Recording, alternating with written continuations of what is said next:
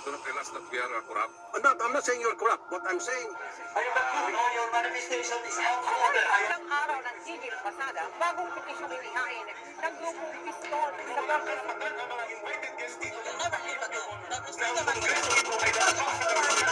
Sasapat ba ang boses ng isa?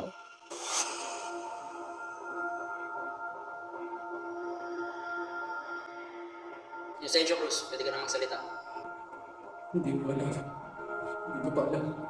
Exactly 9:45 a.m. nung dumating sa bayan ng Mayor. Exactly 9:15 a.m. nakita ng witness na nakahantong sa anak ni Mayor na si Alice. Sa nakalap ng weapon with some blood spatter, highly chances na ito ang ginamit sa pagpatay. And yung damit na nakita tayo. All this evidence ay nabangat sa tubo ng biktima. Ano ba sa pamilya? Sagot. Malulusot ang pasara tayo. Mali ka na pinakamarito eh.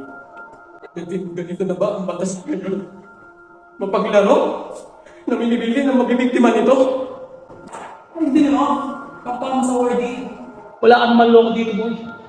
Yes, na hindi niya kalakas.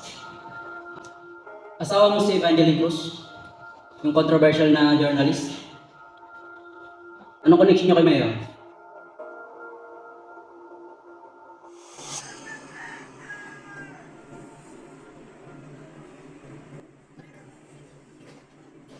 Hay naku ma. Ginagawa mo na lang boarding house ng bahay. Pagpasensya mo na anak ha. Dati gawin.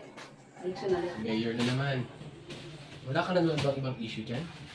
Sa issue naman, kung nasan si Mayor, naroon ang issue. Hindi pa ba tapos ang issue na yan? Hindi pa. Hindi pa? Or ikaw na lang ang nag-uungkat niyan? Pera ng bayan ang usapan nito. Pera natin. O siya, alis na ako.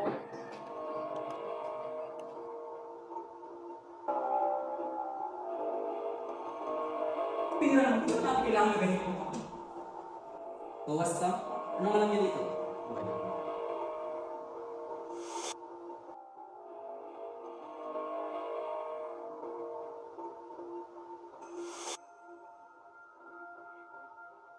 Ngayon, kalat na naman ang issue mo patungkol sa COA. Sigaw ng maraming tao. Transparency mo, Mayor. Paano? Pinidiin ka talaga ng journalist na yan, Mayor. Evangeline Cruz? Nagre-request din ng COA na maglabas ka ng financial report ng overall budget mo sa buong termino mo, Mayor. Pinidiin talaga ako ng journalist na to.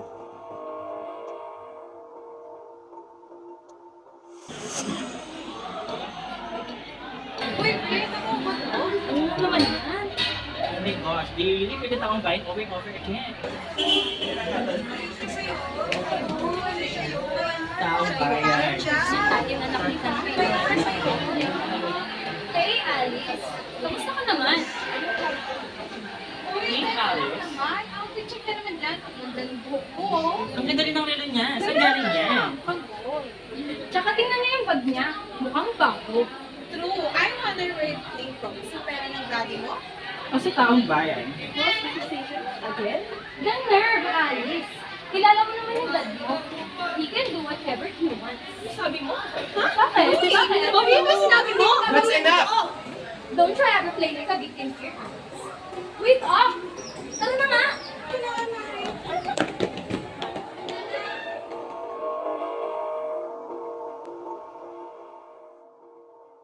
Teacher ka? Kaya ano, teacher ka? May license na ba? Oo, teacher. And that thing was part of my duty. Ang alin? Ang pumatay ng tao. Ventura, I really protect Alice.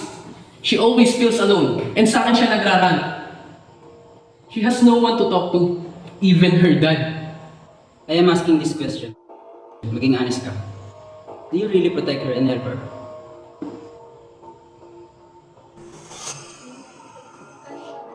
Bakit ngayon ka lang? Bakit inuungkat mo naman tong issue ni Mayor? Hindi ka ba talaga natatakot? Pinakampi ko na naman yung Mayor na yan. Nabanggit nga sa akin ni Angel. Close raw kayo ng Alice. Do you really protect her? Teacher ako. Tandaan mo yan, Banji. If you really protect her, why don't you ask her about her dad? About sa mga kalokohan ng dad niya. Ganyan ka na ba talaga ka-desperado? Itatamoy mo yung bata? And why not? Huwag mo akong idadamay. Tsaka trabaho mo yan ah. Ikaw dapat ang gumagawa niyan. Talaga? Ako na naman? Ano bang ambag mo sa pamilyang to? Bukod dyan sa pagtuturo mong kakarampot ng sinasawa. Bakit ikaw? Sa tingin mo hindi ka mapahamak dyan sa ginagawa mo? Kaya nga tulungan mo ko eh. Dahil ikaw ang ama ng tahanan to. Hindi kita mapabiyang sa gusto mo. Nag-away kayo ng asawa mo dahil kay Alice. Paano kami maniniwala sa'yo? I know. Pero ang iniisip ko that time ay kapakanan ng pamilya ko. How about Alice? Do you have any intention for her?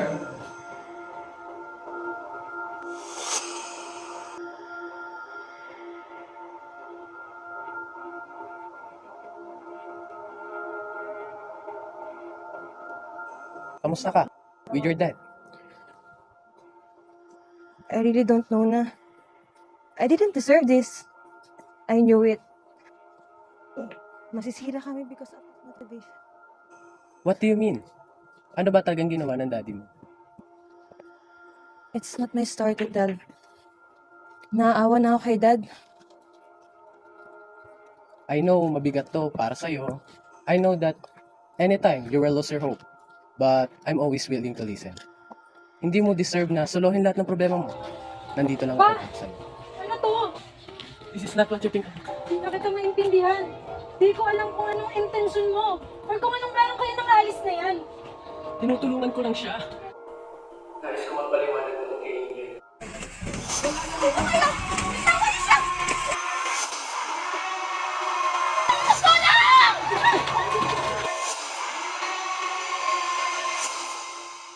Wow! Weird na. Lumalayo ka yata. Ano ba talaga ang intention mo kay Alice? Do you like her? Gusto mo, ay bata yun eh. Dito ka ba? Hindi ganun yun. But based on your story, you initiated something for Alice. Mayor, nagawa ko na inuutos mo. Kaso may problema tayo. Ano? Anak mo? Sige, pupunta ako dyan. Ano ba talagang nangyayari? Anong kinalaman ni Sir Sencho dito? Kaya mong daddy mo na mag-explain sa'yo, Alice. Oh, ipasok na yan. Teka lang. Let me talk to him first. Honestly, I didn't know about this. Sa mga ginagawa ni Dad. Ang hindi ko maintindihan that you are part of it. But, I'm really sorry. Hindi mo kailangan mag-sorry. And to the fact na hindi ka dapat nadamay dito. And why? Like, anong connection mo kay Dad? I'm not sure about it, but I think kailangan mo ding malaman. That Evangeline Cruz is my wife. Ano? That journalist was dumitingin kay Dad? And you? Ano ginawa mo? Lumapit ka lang sa akin para ano?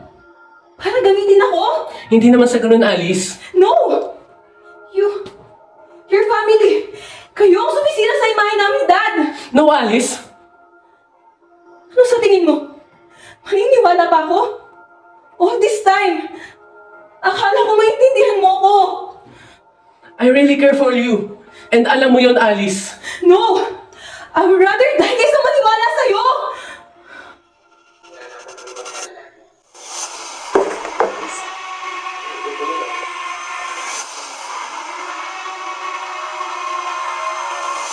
Alice!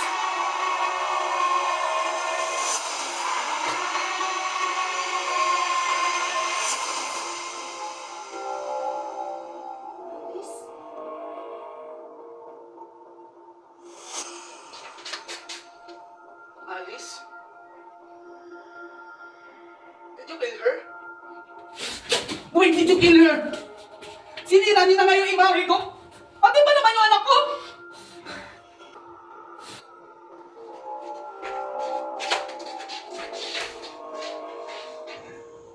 It feels like naku na talaga pumatay kay Alice.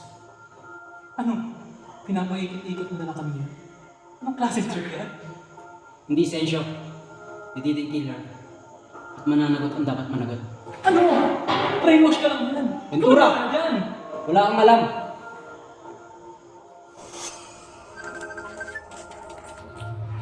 Hello?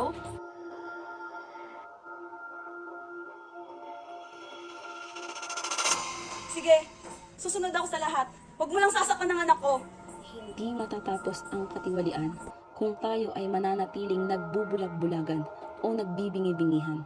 Hindi lang ako o ikaw, bagkus lahat tayo ay kailangan ng bayan.